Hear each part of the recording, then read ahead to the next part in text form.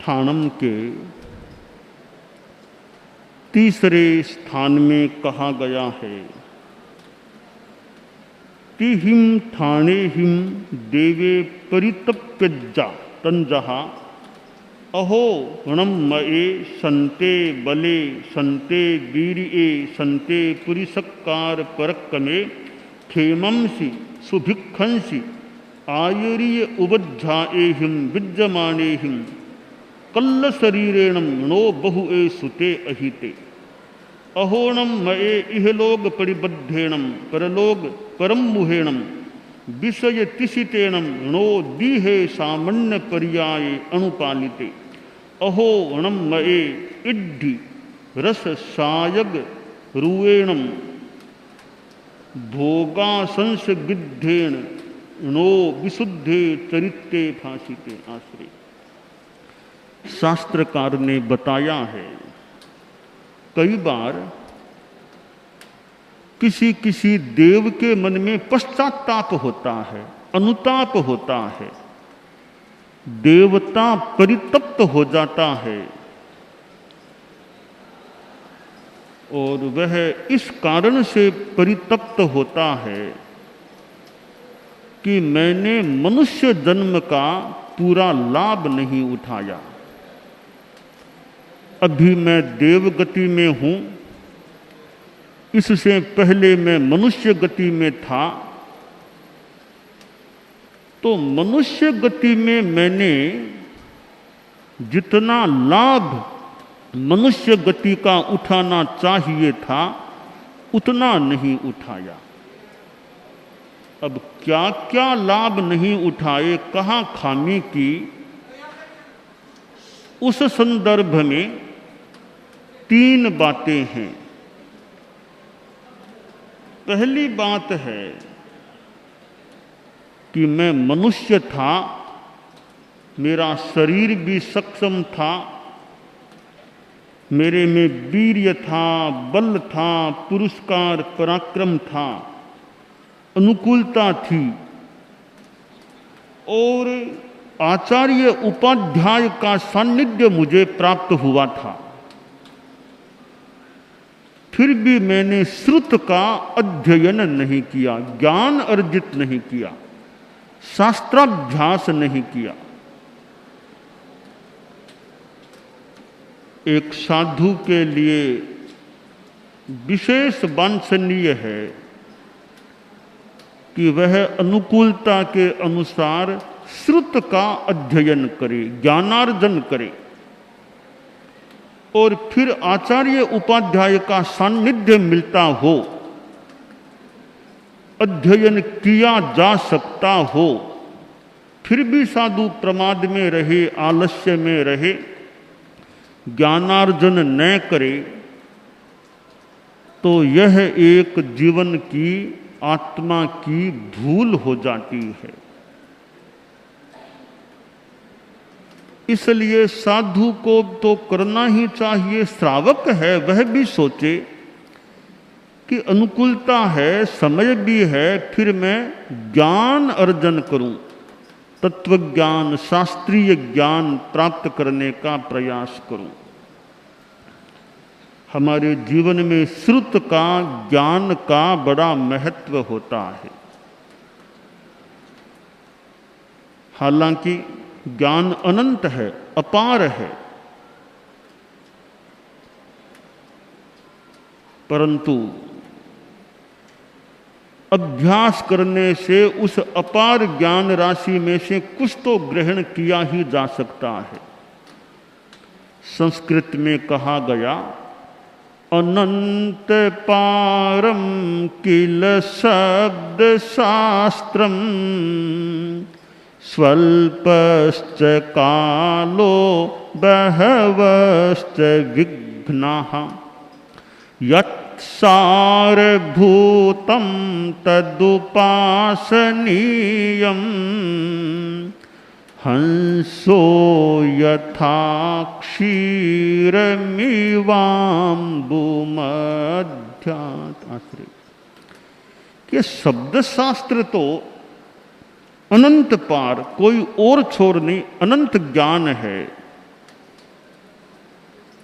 और काल समय थोड़ा है, आखिर जीवन काल सीमित है, उसमें भी विघ्न बाधाएं आ जाती हैं, कभी शारीरिक, कभी पारिवारिक, कभी व्यापारिक, कभी और कोई, तो ज्ञानार्जन में बाधा पैदा हो जाती है। कवि ने कहा ठीक है, जीवन काल सीमित है, बाधाएं भी आ सकती हैं, जो सारभूत ज्ञान हो उसे ग्रहण करने का प्रयास करो।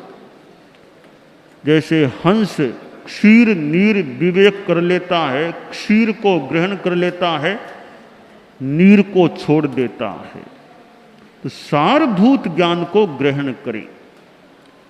आचार्य संयम भव, जैन शासन के एक विशिष्ट आचार्य और चतुर्दश पूर्वधर आचार्य, जैन शासन में अंतिम केवली तो जम्बू स्वामी हुए,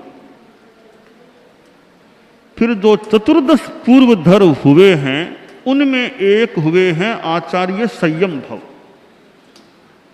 संयम भव साधु बन गए थे, वैसे उनके संतान भी थी, संतान हुई थी और साधु बन गए, आचार्य हो गए। उनके पुत्र पैदा हुआ। पुत्र ने मां से पूछा मेरे पिताजी कहाँ हैं?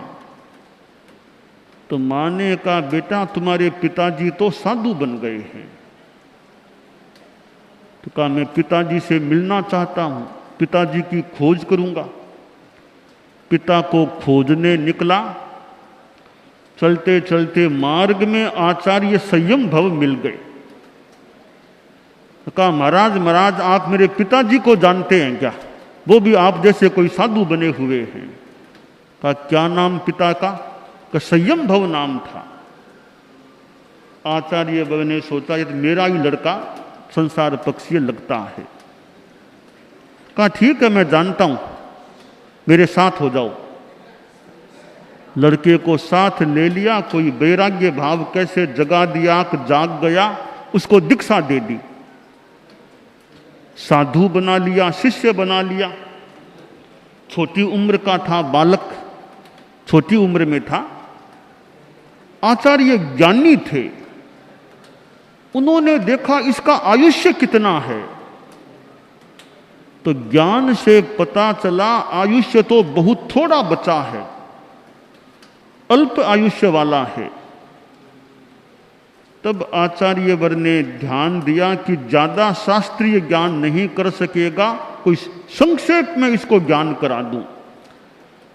उस एक अपने संसार पक्षीय पुत्र शिष्य के लिए आचार्य संयम भव ने एक नए आगम का निर्यूहण किया, यानी शास्त्रीय ज्ञान में से एक संकलन सा किया, जो भी उसका नाम पड़ा 10 वे आलियम। इसका वो ज्ञान कर लेगा तो सामान्य ज्ञान इसे हो जाएगा साधुचर्या का। उसके लिए 10वें आलियम का निर्माण किया। तो कुछ ही समय बाद वह साधु काल धर्म को प्राप्त हो गया। काल कवलित हुए उसको देखा तो आचार्य प्रवर की आंखें भी आर्द्र हो गई। अन्य शिष्य थे, वे बोले गुरुदेव आप कमजोरी दिलगिरी क्यों करते हो? आचार्य वर ने कहा संतों बात तो ठीक है, दिलगिरी नहीं होनी चाहिए। तो थोड़ा मोह भाव आ गया कि मोह भाव की भी मोह भाव इसलिए कि इसके साथ मेरे 2 संबंध हो गए थे। एक तो संबंध गुरु शिष्य का था, यह मेरा शिष्य था। दूसरा मेरा खूनी रिश्ता, यानी यह मेरा अपना पुत्र था, अंगज था। इसलिए पुत्र भी था और शिष्य भी था, 2 संबंध हो गए। इसको मेरे सामने काल कवलित हुए देखा तो थोड़ा सा मोह आ गया, आंखें नम हो गई। संत बोले गुरुदेव आपने कभी हमें बताया भी नहीं कि आपका यह संसार पक्षीय पुत्र है। आचार्य बनने का भी बताने में क्या लाभ था, मैं बता देता, फिर तुम लोग इससे श्रम नहीं करवाते, इसके कर्म निर्जरा कैसे होती। जो भी, आखिर शिष्य का देहावसान हो गया और वह 10वें आलियम आज भी जैन शासन में है। कितने कितने बाल मुनि उसको याद करते हैं। अर्थात सारभूत ज्ञान प्राप्त करने का प्रयास करना चाहिए। गुरु के सामने अपने हाथ का दीक्षित छोटा मुनि चला जाए तो बात तो एक कैसी ही होती है। परम पूज्य गुरुदेव तुलसी के सामने कनक मुनि, छोटे मुनि थे, कनक मुनि महाराष्ट्र के थे, वे देहावसान को प्राप्त हो गए थे। छोटे से मुनि, बहुत अच्छे संत कनक मुनि, और जिन्होंने संग निष्ठा का बड़ा परिचय दिया था। उनके संसार पक्षीय पिता भी साधु बन गए थे, कन्हैयालाल जी महाराज। वे तो घर शासन को छोड़कर चले गए, साधुत्व को छोड़ दिया, शासन को छोड़ दिया। कनक मुनि नहीं गए, और कनक मुनि ने जो कहा उसका भाव यह था संभवतः कि गुरुदेव तुलसी से बोले, गुरुदेव मेरे बाप तो आप हैं, वो तो संसार के बाप थे, मेरे धर्म के बाप तो आप हैं, मैं तो आपके पास हूं। मारा बाप आप हो गुरुवर चढ़ गयो, मारा बाप आप हो गुरुवर चढ़ गयो,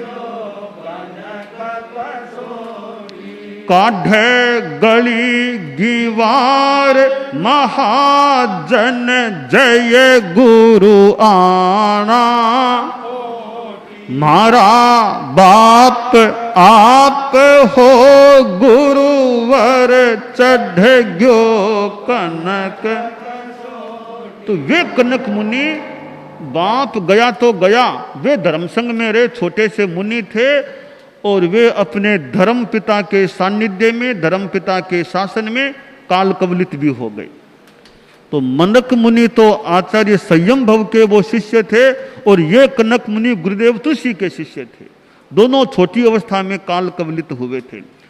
तो आदमी को सारभूत ज्ञान अर्जन करना चाहिए। तो वह देवता अनुताप करता है, पश्चाताप करता है, कोई कोई देवता, कि मुझे आचार्य प्रवर उपाध्याय के पास रहने का मौका मिला, मैंने श्रुत का अध्ययन नहीं किया।